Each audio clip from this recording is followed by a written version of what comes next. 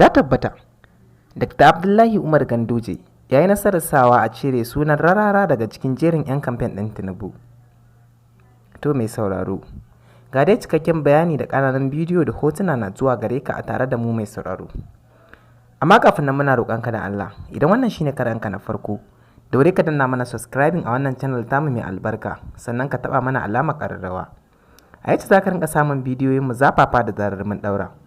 Mun gode.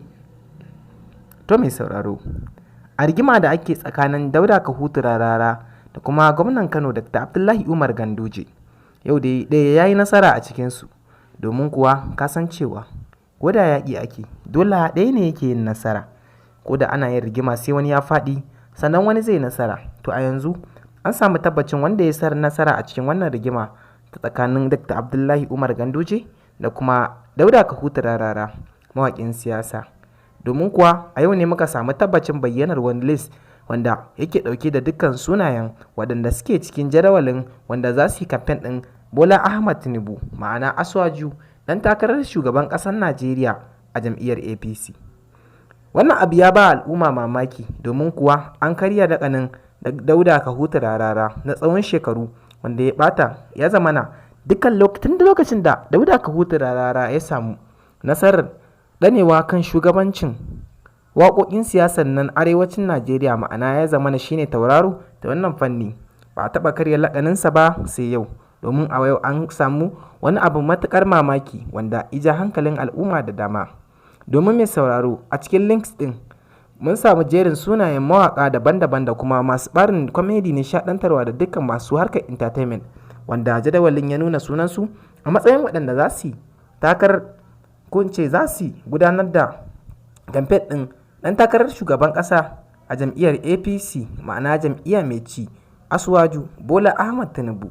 Sai kuma wani abin mamaki ya fito ya bayyana, domin kuwa wannan abin mamaki da ya fito ya bayyana ba komai bane mai sauraro face ganin cewa babu sunan Dauda Kahutu Rarara, shahararren mawaƙin siyasa wanda ya shahara, wanda zan iya cewa kaf faɗin Afirka ma babu kamarsa. To kuma sai gashi an yi rashin nasara, domin kuwa mai sauraro, wannan bawan Allah dai da kake gani shine sunansa bai samu damar fitowa a cikin wannan shiri da jadawali ba. A ɗaya ɓarin kuma mai sauraro, idan baka manta ba, wannan mawaƙin siyasa ya yi kundin balar tozarta mutane biyu waɗanda manya ne a kafaɗin arewacin Najeriya, wanda sun mulki jihar Kano, ma'ana Shekarau da kuma Dr. Rabi'u Musa Kwankwaso, wanda su ba su yi masa makamancin abin da Gandujen ya dage ya yi masa ba. Domin kuwa mai sauraro, idan baka manta ba, a zaben 2015 Kwankwaso ya ajiye mulkin jihar Kano, wanda ya ɗauki mulkin sanata wanda yi shekara 4 iyayi, daga baya kuma ya haƙura. Ganin cewa fa babu mulkin gwamna a hannun Kwankwaso, Rararan koma bayan Ganduje, saɓanin ganin abin da iya gani cewa akwai a tsakaninsu, rashin samun fuskantar juna da rashin jituwa tsakanin tsakanin Ganduje da kuma Kwankwaso.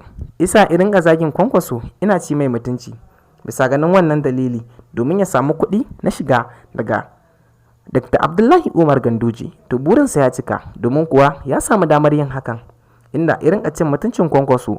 Kafin nan kuma mai sauraro, a lokacin da Kwankwaso yana ganiyar shi ma mulkin nasa, wanda lokacin ludayinsa na kan damu, inda irin karkace irin ga zagin Dr. Malam Ibrahim Shekarau, wanda hakan bai masa daɗi ba, inda ya ci gaba da zaginsa domin ya samu kuɗin shiga da fice daga hannun Dr. Abdullahi Umar Dr. Rabi'u Musa Kwankwaso. Domin kuwa burinsa kuma a lokacin ya cimma ruwa, inda ya rinka samun kuɗaɗe daban-daban daga Dr. Rabi'u Musa Kwankwason. Sai dai kuma a yau an yi rashin nasara, mawaƙin ya ƙara afka abin da ya zama al'adarsa, inda ganin cewa mulki ya taho ƙarewa a hannun Dr. Abdullahi Umar Ganduje ya sa ya yi yunƙurin juya masa baya, inda yake yunƙurin cin mutuncinsa ta hanyar rigima da ya ballo don yi da shi.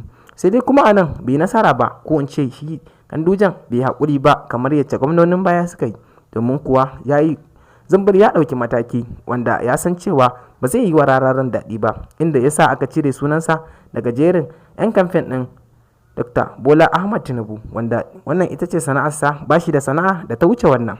To mai sauraro, wannan channel tamu mai albarka tana kokari wajen kawo muku labaran siyasa, labaran Kannywood da ma ƙasa baki ɗaya. Dole ka ci gaba da yi mana subscribing domin samun bidiyoyi da ɗumi-ɗuminsu.